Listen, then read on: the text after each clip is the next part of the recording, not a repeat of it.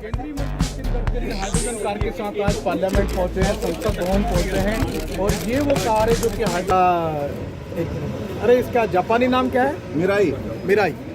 Mirae ये नाम है। मिराई का अर्थ होता है भविष्य। तो ये दुनिया का भविष्य है। ये वीडियो अभी कुछ समय पहले की है एंड आपने इस वीडियो में हमारे road transport and highways of India के मिनिस्टर नितिन गडकरी साहब को बोलते हुए सुना। उन्होंने कहा कि तो ये दुनिया का भविष्य है। लेकिन ऐसा क्यों? और व्हीकल्स भी तो हैं, जैसे इलेक्ट्रिक व्हीकल्स। इलेक्ट्रिक व्हीकल्स को ये बोलकर लाया गया था कि ये ग्रीन रेवोल्यूशन का पार्ट होंगे। अब हाइड्रोजन व्हीकल्स को लाया जा रहा है। इलेक्ट्रिक व्हीकल्स को अभी तक 100% लोगों ने अपनाया भी नहीं था, अब हाइड्रोजन व्हीकल्स आ रहे हैं। ऐसी क्या कमी रह गई थी इलेक्ट्रिक व्हीकल्स में जिनकी वजह से हाइड्रोजन व्हीकल्स को लाना पड़ा? इलेक्ट्रिक व्हीकल्स जो खुद पेट्रोल और डीजल से चलने वाले व्हीकल्स का सब्स्टिट्यूट थे, अब हाइड्रोजन व्हीकल्स उनका सब्स्टिट्यूट बन गए। Hello everyone, my name is Suman Bharti, you are watching Finoverse and हम आज की इस वीडियो में इसी बात का पता लगाएंगे। So let's take a deep dive.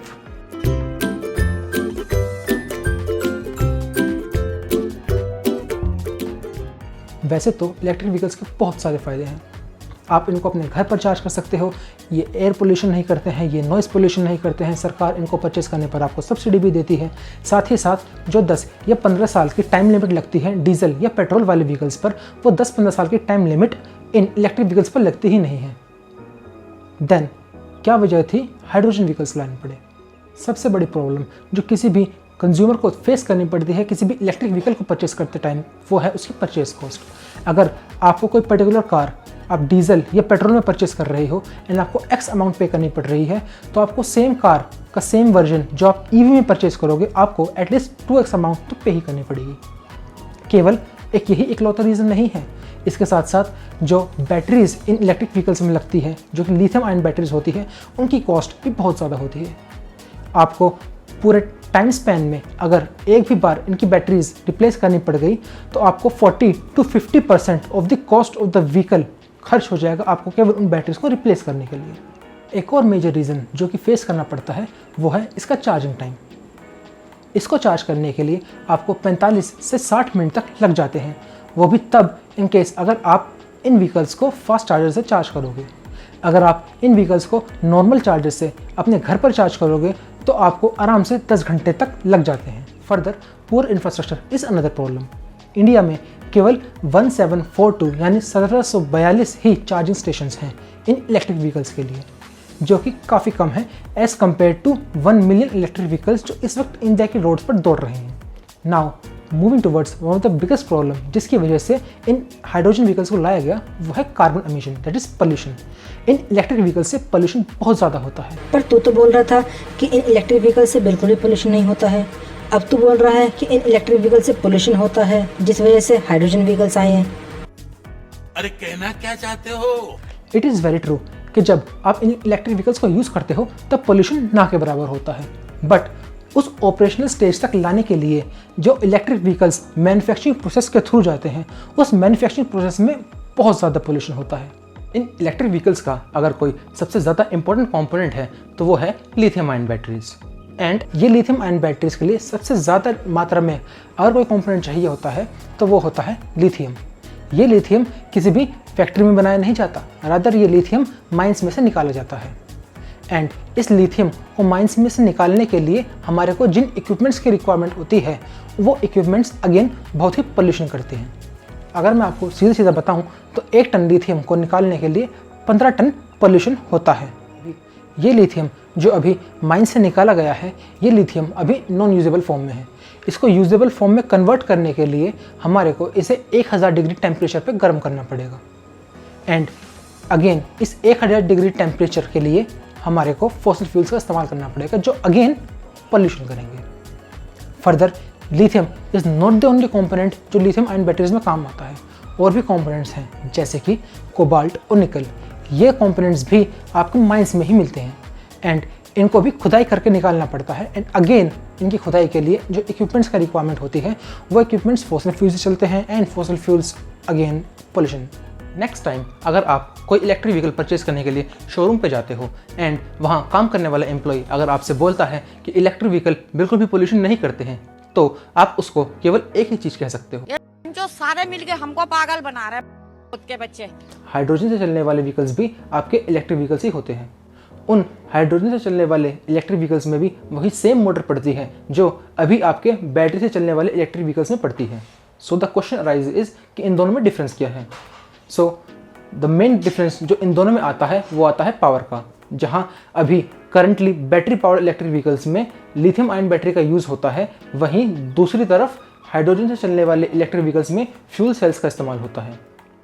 दोनों अलग अलग होते हैं क्या? लिथियम आयन बैटरीज को मैन्युफैक्चर करने के लिए जहां लिथियम हमारी धरती पर एक लिमिटेड क्वांटिटी में ही अवेलेबल है, साथ ही साथ वो एक non renewable source of energy है और उस लिथियम आयन बैटरी को मैन्युफैक्चर करने के लिए बहुत ज़्यादा पोल्यूशन भी होता है। वहीं दूसरी तरफ हाइड्रोजन इलेक्ट्रिक व्हीकल्स में जो फ्यूल सेल्स पड़ते हैं, वो फ्यूल सेल्स मैन्युफैक्चर करने के लिए कुछ बहुत ज़्यादा पोल्यूशन भी नहीं होता है, साथ ही साथ जो हाइड्रोजन है वो भी अबंडेंट क्वांटिटी में हमारी धरती पर अवेलेबल है, और साथ ही साथ हाइड्रोजन जो है वो एक रिन्यूएबल सोर्स ऑफ एनर्जी है।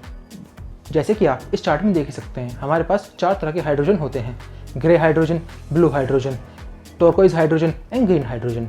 ग्रे हाइड्रोजन जो फॉसिल फ्यूल से बनता है, ब्लू हाइड्रोजन जो नेचुरल गैस और मीथेन की मदद से बनता है, टर्कोइज हाइड्रोजन जो मीथेन पायरोलिसिस नाम की प्रोसेस से बनता है, एंड आखिरी ग्रीन हाइड्रोजन जो ग्रीन एनर्जी से बनता है। हमारे नितिन गडकरी साहब इसी ग्रीन हाइड्रोजन की बात कर रहे थे। वो इसी ग्रीन हाइड्रोजन को यूज़ करते हुए अपने व्हीकल्स को पावर करने के लिए बोल रहे थे, क्योंकि इन ग्रीन हाइड्रोजन को मैन्युफैक्चर करने में किसी भी तरह का पोल्यूशन नहीं होता है। ग्रीन हाइड्रोजन बनाने के लिए हमारे को एक ऐसे पदार्थ की ज़रूरत है जो हमारी धरती पर 71% यानी कि 71% अवेलेबल है। बताओ वो क्या है? अरे भैया, आप लोगों ने अपने स्कूल में वाटर का साइंटिफिक फॉर्मूला तो पढ़ा ही होगा। Yes, H2O। एंड हमारे को यही H2O को अलग अलग करना है, एंड ये अलग अलग हो सकते हैं यूजिंग करंट यानी बिजली। अभी ये बिजली नहीं, मतलब मजाक हो रही है। होता कुछ ऐसे है कि सबसे पहले पानी में इलेक्ट्रिसिटी दौड़ाई जाती है, जिससे हाइड्रोजन एंड ऑक्सीजन अलग अलग हो जाते हैं। बाद में इस हाइड्रोजन को इकट्ठा किया जाता है एंड रिफिलिंग स्टेशन को भेज दिया जाता है, ताकि हाइड्रोजन पावर्ड व्हीकल्स वहाँ से हाइड्रोजन परचेज कर सकें। इस प्रोसेस को इलेक्ट्रोलिसिस बोलते हैं। ये तो हुई हाइड्रोजन की बात, बट द क्वेश्चन अराइजेज कि ग्रीन हाइड्रोजन किस तरह से बनती है। इलेक्ट्रोलिसिस प्रोसेस को करने के लिए जिस इलेक्ट्रिसिटी का इस्तेमाल होता है, अगर वो इलेक्ट्रिसिटी आप फॉसिल फ्यूल दैट इज़ कोयले की मदद से बनी हुई बिजली का यूज़ कर रहे हो, तो वो आपकी ग्रीन एनर्जी नहीं होगी। रादर अगर वो इलेक्ट्रिसिटी आपकी रिन्यूएबल सोर्सेज ऑफ एनर्जी जैसे कि विंड मिल या फिर सोलर पावर से बनी हुई होगी, तभी जाकर उस बिजली से बनी हुई हाइड्रोजन ही आपकी ग्रीन हाइड्रोजन कहलाई जाएगी। जैसे कि आप इस डायग्राम में देख ही सकते हो, सबसे पहले विंडमिल के थ्रू इलेक्ट्रिसिटी यानी ग्रीन एनर्जी बनाई जाएगी, फिर ये ग्रीन एनर्जी ट्रांसफ़र कर दी जाएगी पानी में, जहाँ पर इलेक्ट्रोलिसिस प्रोसेस के थ्रू इस पानी में हाइड्रोजन एंड ऑक्सीजन अलग अलग कर लिया जाएगा। फिर इस हाइड्रोजन को इकट्ठा करा जाएगा एंड ट्रांसफ़र कर दिया जाएगा आपके रिफ्यूलिंग स्टेशन तक, जहाँ पर आपकी हाइड्रोजन कार में हाइड्रोजन भरी जा सकती है। एंड ये हाइड्रोजन आपकी कार में रखे फ्यूल सेल्स के थ्रू पावर जनरेट करेगी। अब तक तो हमने बहुत बात कर ली हाइड्रोजन व्हीकल्स की एंड ग्रीन एनर्जी की। अब आइए हम साइंस समझते हैं फ्यूल सेल्स की। किस तरह से हाइड्रोजन आपकी कार को पावर देगी। हाइड्रोजन आपकी कार को पावर देगी फ्यूल सेल्स की मदद से। आपने रिफिलिंग स्टेशन से जो हाइड्रोजन परचेज करी है एंड अपने व्हीकल में डलवाई है, वो हाइड्रोजन हवा में मौजूद ऑक्सीजन से रिएक्ट करेगी एंड इलेक्ट्रिसिटी उत्पन्न करेगी। ये इलेक्ट्रिसिटी आपके व्हीकल के अंदर ही बनेगी एंड इससे ही आपके व्हीकल को चार्ज मिलेगा एंड आपका व्हीकल चलेगा। Now moving towards the conclusion of the video, एक बहुत ही इंपॉर्टेंट सवाल आता है, fuel cell powered hydrogen vehicles या फिर बैटरी पावर्ड इलेक्ट्रिक व्हीकल्स, कौन सा ज़्यादा बेटर है? वेल, इस क्वेश्चन का आंसर देना कोई सिंपल चीज़ नहीं है। जैसा कि आप इस टेबल में देख ही सकते हैं, hydrogen powered electric vehicles and battery powered electric vehicles को हमने 4 पैरामीटर पर डिफ्रेंशिएट किया है, जिसमें से पहले आता है ड्राइविंग रेंज।